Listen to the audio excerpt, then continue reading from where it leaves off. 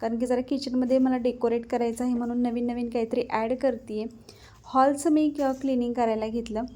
हॉलचं cleaning झाल्यानंतर मला ना कचऱ्यामध्ये ही ट्यूब सापडली जी की चुकून चालली होती आणि ही वाफाऱ्याची ट्यूब आहे. मग मी पुन्हा आणून ठेवली आणि आता आम्हाला पोह्याची तयारी करायची होती. तर इथे या शेंगदाण्याच्या डब्याच्या पुढे असतो हा खारे शेंगदाण्याचा डब्बा. 4च खाल्ले मी आणि पुन्हा हा ठेवून देते. नितीशला पोह्यामध्ये शेंगदाणे आवडतात त्यामुळे पहिल्यांदा शेंगदाणे टाकून घेतले. शेंगदाणे भाजायला थोडा टाईम लागतो, तोपर्यंत बॉटल भरून घेतली. गावाला जायचे तर पाणी मी घरूनच घेऊन जाते. इथे माझे पोहे तयार झालेले आहेत.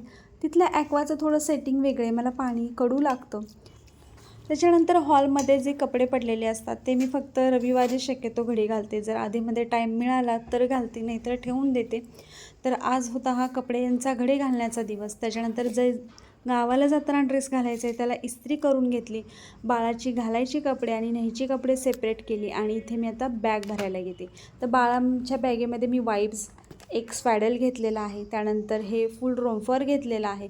जास्त थंडी असली तर हे घालण्यासाठी तिथे 2 डायपर घेतलेले आहेत, 2 रुमाल घेतलेले आहेत कॉटनचे, तसंच एक ड्रेस घेतलेला आहे, पुन्हा एक पॅन्ट आणि शर्ट घेतला आहे, एक त्याची बेडशीट घेतलेली आहे, एक ब्लँकेट घेतलेला आहे.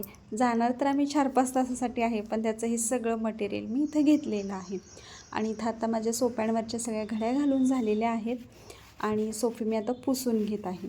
हे रविवारचंच काम आहे. जर आज नाही केलं तर मग पुन्हा हे आठवडाभर असेच सुद्धा राहू शकतं, म्हणून सगळं हे क्लिनिंग करून घेतलं भरभर.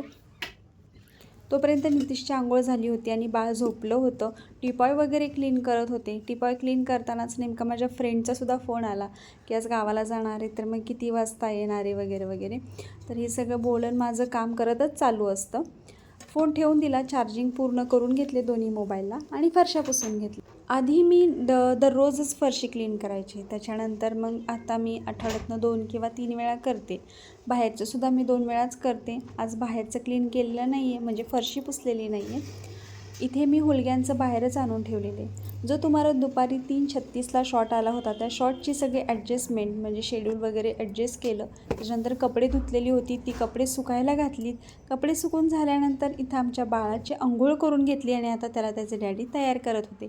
हा त्याला शर्ट घातला होता पण तो खूप लूज होत होता म्हणून कपडे चेंज केली. बाळाचं तिकडं आवरणं चालू असताना इकडं माझं आवरणं चालू होतं. अजून माझं पोट कमी झालेलं नाही आहे, हळूहळू होईल कमी.